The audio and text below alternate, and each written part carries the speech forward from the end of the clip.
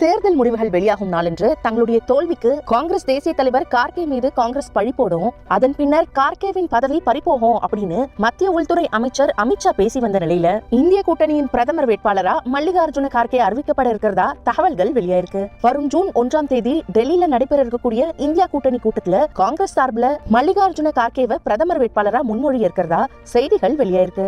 மத்திய அமைச்சர், கர்நாடக சட்டமன்ற எதிர்க்கட்சி தலைவர், மக்களவை எதிர்க்கட்சி தலைவர், காங்கிரஸ் கட்சியின் தேசிய தலைவர், பிரதமர் வேட்பாளர் அப்படின்னு அடுத்தடுத்த கட்டத்துக்கு நகரும் மல்லிகார்ஜுன கார்கே யாரு அப்படிங்கிறது குறித்து இந்த வீடியோல பார்ப்போம். 1942 ஜூலை 21ஆம் தேதி கர்நாடகாவின் பிடார் மாவட்டத்தில் இருக்கக்கூடிய பரவட்டி அப்படிங்கிற கிராமத்துல மப்பண்ணா கார்கே சைபவா தம்பதிக்கு மகனா பிறந்தவர் மல்லிகார்ஜுன கார்கே. புத்த மதத்தை பின்பற்றி வரக்கூடிய கார்கே கர்நாடகாவின் குல்பர்காவில் இருக்கக்கூடிய அரசு கலை மற்றும் அறிவியல் கல்லூரியில BA பட்டம் பெற்றவர். மாணவ பருவத்திலேயே சமூக செயல்பாடுகள்ல ஈடுபாடு கொண்டவரா இருந்த கார்கே மாணவர் சங்க தேர்தலில் போட்டியிட்டு செயலாளரா தேர்ந்தெடுக்கப்பட்டவர்.